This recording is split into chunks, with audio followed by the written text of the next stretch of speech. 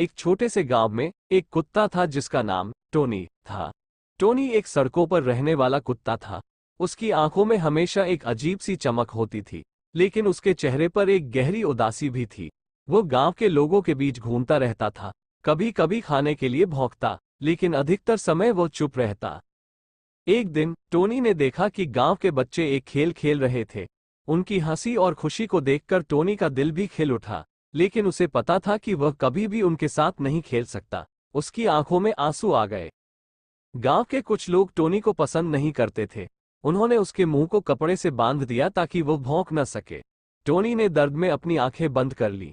उसे समझ में नहीं आया कि उसने क्या गलत किया था। वो बस एक साधारण कुत्ता था जो प्यार और दोस्ती की तलाश में था। दिन बीतते गए, टोनी का दर्द बढ़ता गया। वह अपनी आवाज खो चुका था और अब वो केवल चुपचाप अपनी जगह पर बैठा रहता था। उसकी उदासी ने उसे और कमजोर बना दिया था। गांव के लोग अब उसे नजरअंदाज करने लगे थे। एक रात जब सभी लोग सो रहे थे, टोनी ने महसूस किया कि उसे अपनी आवाज वापस पाने की जरूरत है। उसने अपने मुंह को खोलने की कोशिश की, लेकिन कपड़ा बहुत कसकर बंधा हुआ था। उसने अपने छोटे से शरीर को पूरी ताकत से खींचा और अंततः कपड़ा टूट गया। टोनी ने पहली बार कई दिनों बाद भौंका। उसकी आवाज गांव में गूंज उठी। बच्चे और बड़े सब जाग गए। उन्होंने देखा कि टोनी अब आजाद है।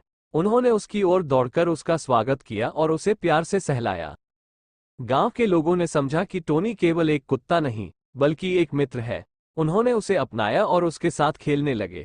टोनी की आंखों में अब खुशी की चमक थी। उसने सीखा कि कभी कभी चुप्पी का दर्द सबसे गहरा होता है, लेकिन एक सच्चे मित्र की पहचान करने में समय लगता है।